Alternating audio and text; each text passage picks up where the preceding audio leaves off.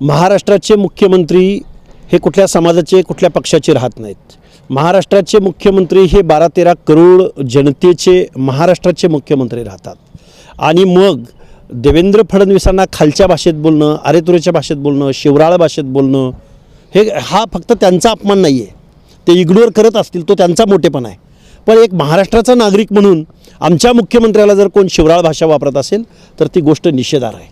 त्यामुळे जरांगेसारख्या माणसाला एवढं जर समजत नसेल की एका संविधानिक पदावरती, महाराष्ट्राच्या मुख्यमंत्री पदावरती 12-13 करोड जनतेने निवडून दिलेल्या माणसावरती आपण बोलत असताना कशा पद्धतीनं बोलावं, एवढा साधा कॉमन सेन्स जर जरांगेला नसेल तर मला वाटतं जरांगेंच्या आंदोलनाकडं, जरांगेच्या मागणीकडं शासनानं दुर्लक्ष करावं। कायदेशीर काय असेल तर त्याच्यावरती एंटरटेनमेंट करावी ना। शेवटी शिंदे समितीला मुदतवाढ दिली, आता त्यांची आज अशी मागणी होती की त्यांना मनुष्यबळ पुरवा, त्यांना हे पुरवा, त्यांना ते पुरवा। असं केल्यानं काय होणार आहे? असं केल्यानं मराठा समाजाला आरक्षण भेटणार आहे का?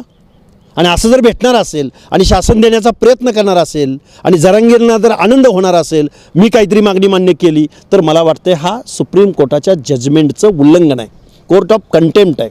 राज्य मागासवर्ग आयोग अस्तित्वात असताना शिंदे समितीचं कारण काय नेमण्याचं मुळात हीच बेकायदा गोष्ट आहे। शिंदे समितीचं गठन हेच चॅलेंज झालं पाहिजे।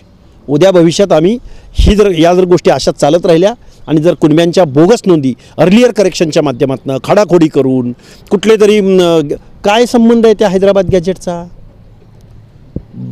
प्रांतबंदी, भाषाबंदी, आज पश्चिम महाराष्ट्र परिसरातला म्हणजे तत्कालीन मुंबई प्रांतातला माणूस विजयंटीमध्ये येतो, ओबीसीमध्ये येतो आणि मध्य प्रांतातला माणूस एससीमध्ये एसटीमध्ये जात असेल, महाराष्ट्रातलेच आहेत ना ते, पण प्रांत वेगळा असल्यामुळं जर वेगळं सर्टिफिकेट मिळत असेल तर मग कर्नाटकच्या हैदराबाद गॅजेटच्या नोंदीवरनं तुम्ही महाराष्ट्रामध्ये ओबीसीचं आरक्षण देणार आहे का मराठा समाजाला?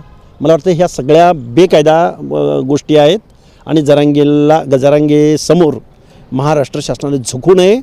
कायदा काय आहे, संविधान काय आहे, ओबीसीचे हक्क आणि अधिकार टिकवावेत अशी महाराष्ट्राच्या मुख्यमंत्र्याला माझी विनंती असेल। पहिल्यांदा मराठा जात